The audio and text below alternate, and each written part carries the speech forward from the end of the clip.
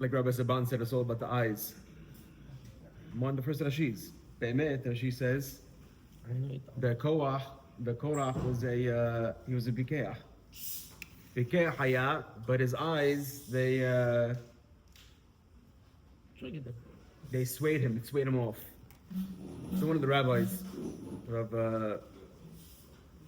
Naftali Rovshitz, he says, why does Rashi use the language that Korach was Pikeach? In English, if you want to say a person is smart, what do you call him in Hebrew? He's Chacham. Who said Chacham? Baruch. So what, if you want to say somebody is smart in Hebrew, you say Chacham or Gaon. Why does Rashi use the word Pikeach? He says, Bemed Korach was Pikeach. Pikeach means he was sharp. So why did he sin? Because his eyes, like Rabbi Saban said, his eyes, they swayed him. So the rabbis ask, why does Rashi use the language Pikeach? He could use the word Chacham or Gaon. What's the word Pikeach? He says, I'll tell you why. He says, because the words Pikeach, he says, a person that's Pikeach, you want to define yourself as a Pikeach, a sharp person, anytime there's an argument, and you are the arbitrator, you're listening to both sides, a Pikeach doesn't give advice until he hears both sides of the argument. You can't come along and you can't decide who's right unless hearing both sides. Huh? Like that, exactly. Sometimes I have the zechut. When I was living in Israel, I used to sit by Rav Asher Weiss, one of the big Gidolei Israel. I used to sit in his Beit Din. And the kola we were lucky. We used to see him judge cases. And he would never, ever rule on the case unless he heard both sides fully. He used to first sit with one side, then the other side, and two of them together. That's what a dayan does. That's what even sometimes as Rabbanim, in Shalom Bayit cases, you can't just hear the side of the wife, even though most times she's right. You can't just hear the sides of the wife or the sides of the husband. You have to hear both sides together. That's a pikeach. He hears both sides. Oh, says the rabbi, therefore, he says, how do you say the word side in Hebrew? Tzad, exactly. He says, if you take the gematria of tzad, tzadi is 90, and dalit is 4. So altogether it's 94.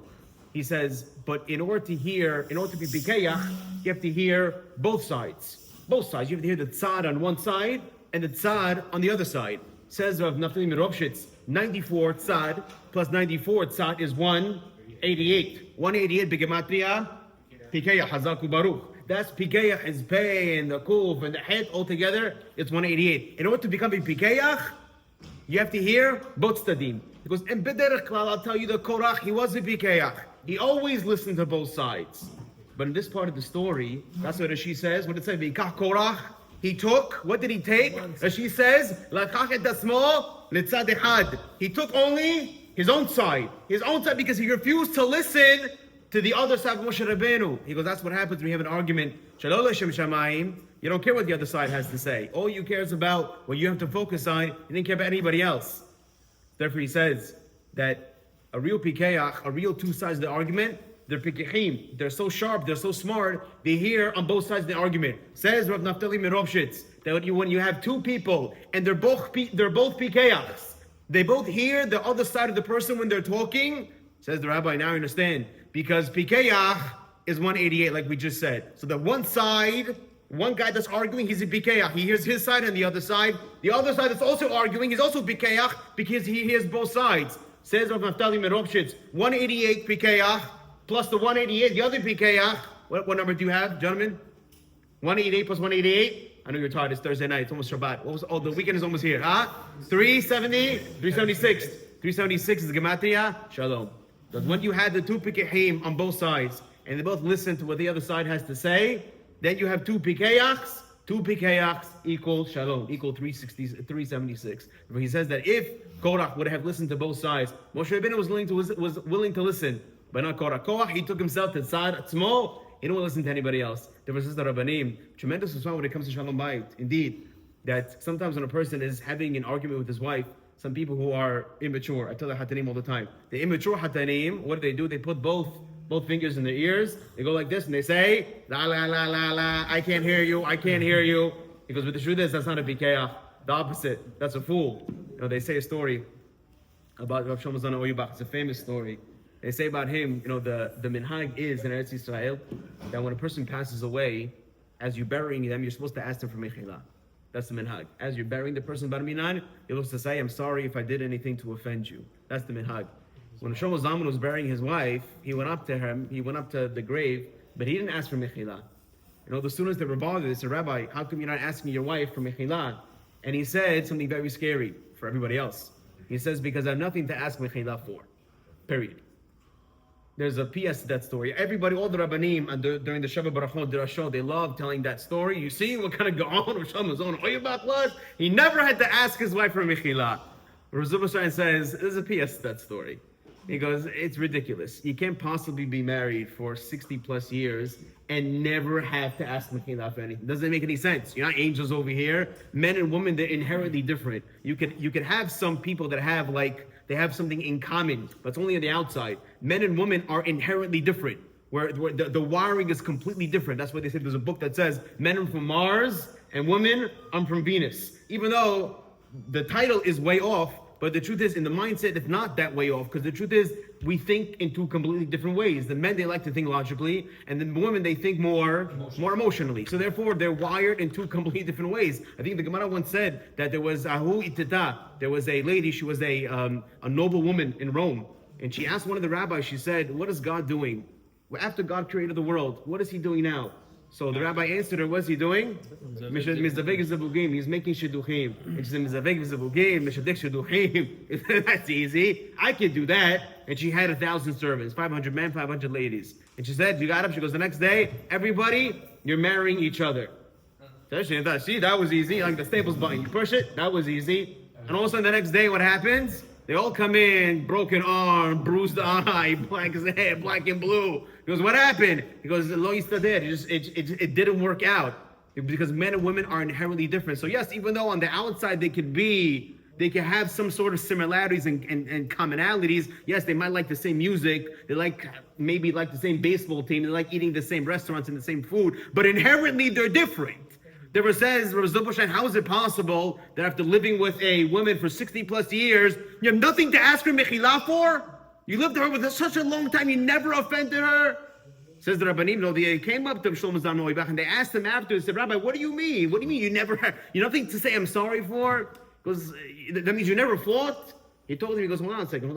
Of course we fought. Of course we fought.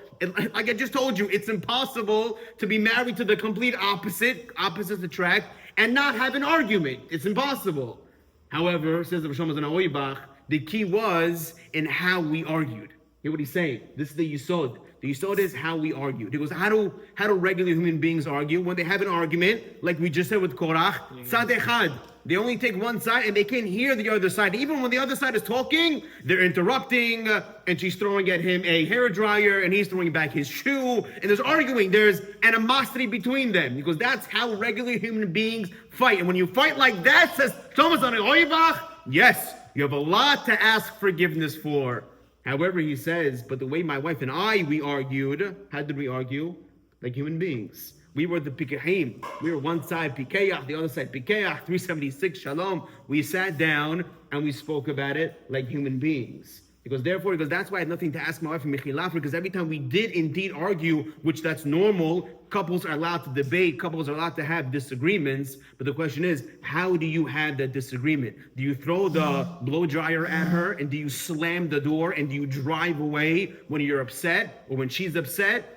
Or do you wait, and do you pause, and do you say, I'm not going to criticize her right now? Or she says, I'm not going to criticize him right now at the time that it happens. When you criticize at the time that it happens, you're not coming from a smart place. You're not coming from a logical place. You're coming from an emotional place. And the moment you come from an emotional place, that's everything goes downhill. And that's something negative. However, he says, but when you talk about it, you sit down and you talk about it like human beings, he says, that's when you can actually solve arguments and solve problems. Therefore, it says, that's exactly what happened to Korach. Korach v'chol adato. They didn't even hear each other. That's why if we pay attention to the Mishnah in Pirkei Avot, what does it say? It is what's considered machloket l'shem shamayim. What does it say? Kimo, who's the example? Beit Shammai in Beit Hillel. And what's considered machloket shelo l'shem shamayim? Korach v'adato. What's the question? What's the question? The question is, it's the same guys. Yeah. Exactly. Beit Hillel and Beit Shammai, they're arguing. So I understand how that's a machloket l'shem shammai. However, Korach v'adato, they weren't arguing. They were arguing against Moshe Rabbeinu. Therefore, why does the Mishnah say Korach v'adato? The answer is because even within each other, they didn't even hear the other side. It was only them that was arguing. That's tzad echad. Only one side didn't even care about what the other side is saying. That's tzad. That's only 94. You don't have the pikeach with the 94. You just have it tzad echad, and that's it. They don't want to hear what the other side says. Therefore, says now we understand that is the depth behind what's going on with Korach over here. Because if you think about it, if you think about the truth, Korach, what was he complaining about? He was complaining about what? He wanted to be either Kohen Gadol, or he wanted to be the head of the family, whatever that he wanted to be in the Nasi. But these appointments happened a while ago. Aaron Kohen has been the Kohen Gadol for a while now. Why is Korach coming now? Huh?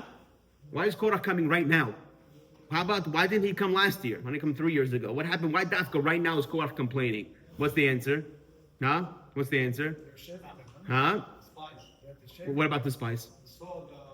Oh, meaning to say, I'm going to say what you're saying, but I'm going to say it a little better. He says over here, he saw an opportunity. Korach was the classic politician.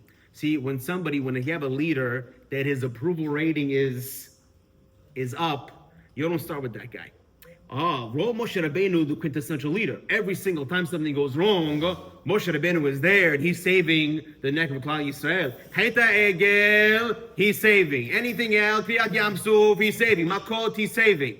So therefore, you don't start out with the leader when everybody loves him, when everybody's singing his praise. However, once already the story in the Midbar was going down a little bit. You had the story with the Hayta Mitonenim, and people are complaining about the food, and people are dying. Then you have what happened, the story with the spies, and again, people are dying. Now the approval rate of Moshe Rabbeinu is a little dropping. Definitely, like the classic politician said, Korach, I'm going to try to get them now. I'm going to try to start the rebellion right now when his approval rating is going down, so I can have the people on my side. Therefore, says Korach, I know exactly when to attack. This was never about the people, never about everybody else. This is only about selfish, self-involved reasoning. Therefore, it says, I'm talking about Rabshis, because that's why tzad echad. Tzad echad means that he only cared about himself. He even didn't care about the people he was with. That's how selfish Korach was. All those 250 people that joined Korach's rebellion, he didn't care what happens to them. He only cared about himself. Because that's why he goes, that is, unfortunately, that is what happened with him is he only was self-involved. Chachamim, however, you told the story about Rabbi Akiva Eger. I saw a story about Chacham Akiva Eger. He says the truth is the Rabbanim, Gedolei Yisrael, they care about everybody. Even the little guy, even the guy that didn't mean anything. Korach didn't care about anybody. But the Chachamim, they cared about every single person. They tell a story about Rabbi Akiva Eger. The one time he was on a horse and buggy. He was going to a different city, taking care of communal matters, whatever it was. In the middle of the night, as the attendant is riding the horse, all of a sudden began to storm Haval al-Azman, storming, and all the roads became very, very muddy. Very muddy. So the attendant tells him, he goes, I better go outside and balance the wagon. I'm afraid the wagon is gonna get into the botzak. It's gonna get to the mud and it's gonna fall over.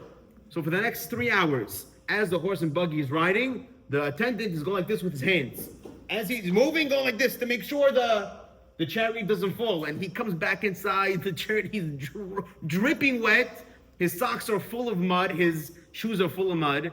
And Rabbi Akiva Eger looks at him. He goes, it looks like you need a new pair of socks. Here. And he gives him a new pair of socks. He says, thank you so much. He changes his socks, puts on a fresh, dry pair. And they continue on their ride.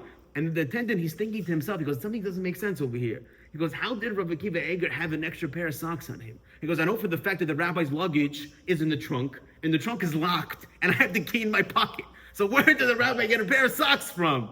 Because also as we get to the place, I'm helping the rabbi come down from the chariot, and I noticed that he's wearing shoes without any socks. because it must be that in the middle, as we were riding, he thought about me. He thought about the fact that I would be needing socks. Therefore, he took off his own and he gave it to me. That's shnei tzadim. That's two sides. That's when you have two people, when you have everybody that cares about the zulat, always care about the other person, that's gidulah. That's greatest. But Korach was not like that at all. Tzadat small, only on one side. No pikeach. Usually he was a pikeach. Not in this case. When you don't have two people being pikechim, you have no shalom, the shalom falls apart. Therefore, I think the tremendous lesson is that anytime a person is having an argument, whether it's an argument between co-workers or friends or brothers and sisters or cousins or family, or especially your wife, you have to pause and you have to listen. Listen to what the other person is saying, because sometimes all they need is just to be heard. Not even to be necessarily right, but just to be heard. I think I told you a joke last week. My wife told me this joke. She said when a couple was arguing with each other, and after 10 minutes, the wife tells the husband, she goes, "You can stop arguing with me. I realize you were correct 10 minutes ago, but I like getting on your nerves." I like to give a little thing over there. Because the truth is, when it comes to tzadim, when it comes to sides, everybody thinks they're right. But in this case, Korach, he didn't want to hear the other side. It's Korach v'adato. We have to be like the Rabbi Egers. We have to be like the people who hear both tzadim, care about the zulat. And when Hashem says, when you care about the zulat, then you become pikechim. When you become pikechim and two sides are pikeyach, then you have Gematria 376, which is the Gematria of Shalom. We should remember, Zachodesh Tov, Mevurach, Shabbat Shalom, Mevurach. חזק וברוך רבותיי, רבי חנן בן הקשה אומר ערבית, ראי רואה אפטר.